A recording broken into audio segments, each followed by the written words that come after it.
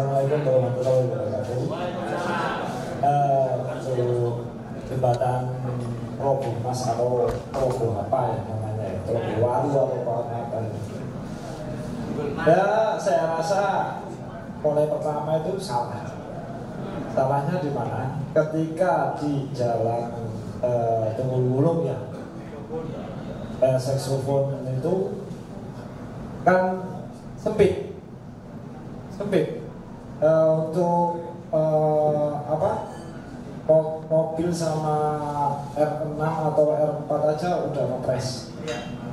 Kenapa harus dipaksakan dibangun sebuah jembatan pembatas alternatif bagi itu? Tuh.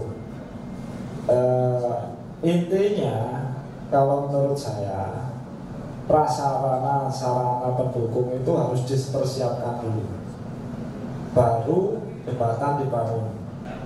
Jadi ya, saya rasa pembangunan yang ada sekarang itu ya istilahnya cuma bangun gitu, tanpa konsep ataupun misi visi yang jelas. Di sini saya menambahkan Mas Moreno. Jadi kalau alurnya, mungkin ini saya analisa sendiri, alurnya ketika sang wali kota sama DPR, ketika kebutuhan janji politik itu harus terpenuhi, kita lihat sepertinya DPR ini mengamini gitu. Nah, artinya ketika sebelum proyek ini dikerjakan, anggaran ini diajukan. Jadi selama ini di DPR itu tidak ada sensasi yang menolak, dan akhirnya mungkin kalau memang itu tidak pantas ya tidak pantas seperti itu karena anggaran untuk proyek ini kan sudah diajukan dulu gitu melalui paripurna. Jadi kalau memang di situ tidak pantas dan tidak bisa dikerjakan, kenapa harus diikuti? Jadi mungkin Mas Moreno sebagai ketua DPC mungkin bisa menegur anggota-anggota yang di DPR gitu loh. Jadi untuk saat ini kita butuh anggota DPR yang kritis. Dua proyek yang menimbulkan kerugian gitu. Seperti sekarang di proyek di pertigaan Limbing ini juga seperti itu dampak lingkungannya seperti apa, dan itu juga masih disetujui padahal dengan nilai anggaran yang fantastis seperti itu loh. Mungkin untuk selanjutnya caleg-caleg ini perlu digodok Mas Moreno. Jadi kalau memang itu tidak benar ya tidak benar itu. Jadi jangan asal dengan kebutuhan janji politik akhirnya asal ikut saja mengiyakan gitu. Monggo Mas Moreno siapa? Oke, Mas Putut, terima kasih Mas menjadi pecutan buat saya dan teguran langsung. Satu, saya ketua DPC, jadi janji politik dan segala sebagainya saya Gerindra nggak pernah ada itu pertama, dan jangan sampai anggota saya ada janji politik kan gitu. Dan yang ketiga, saya selalu meminta fraksi kita untuk kritis, tapi jangan mereka mau kritis tapi takutnya nggak memahami kan gitu ya.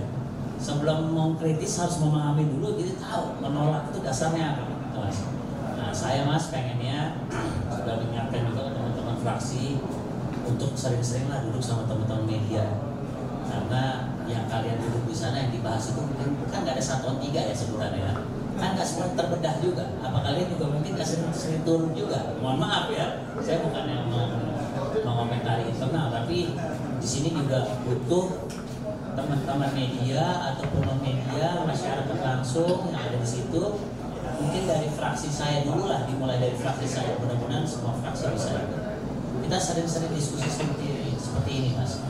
Jadi pada saat pembahasan sebelum diketok itu tahu lebih memahami.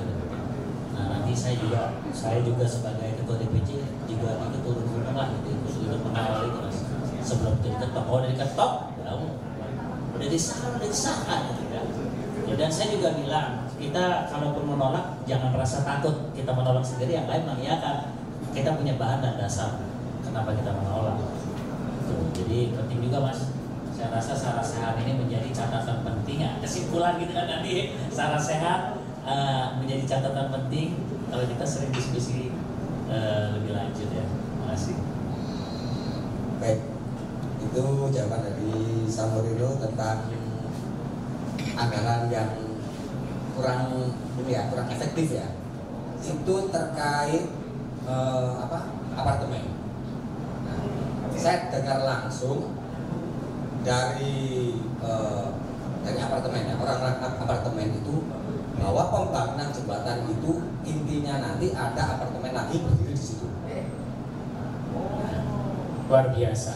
Nah itu ini yang saya kritisi ya bersama Pak Lurah. Itu pun karena apa? Karena pembangunan itu memang untuk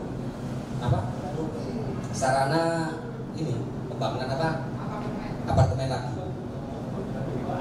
Akses itu. Nah, fasilitas pemerintah negara jangan sampai dipakai bagian tertentu. Nah, kebetulan apartemen Begawan ini adalah milik dari BUMN, PT Properti. Itu saya kritis langsung.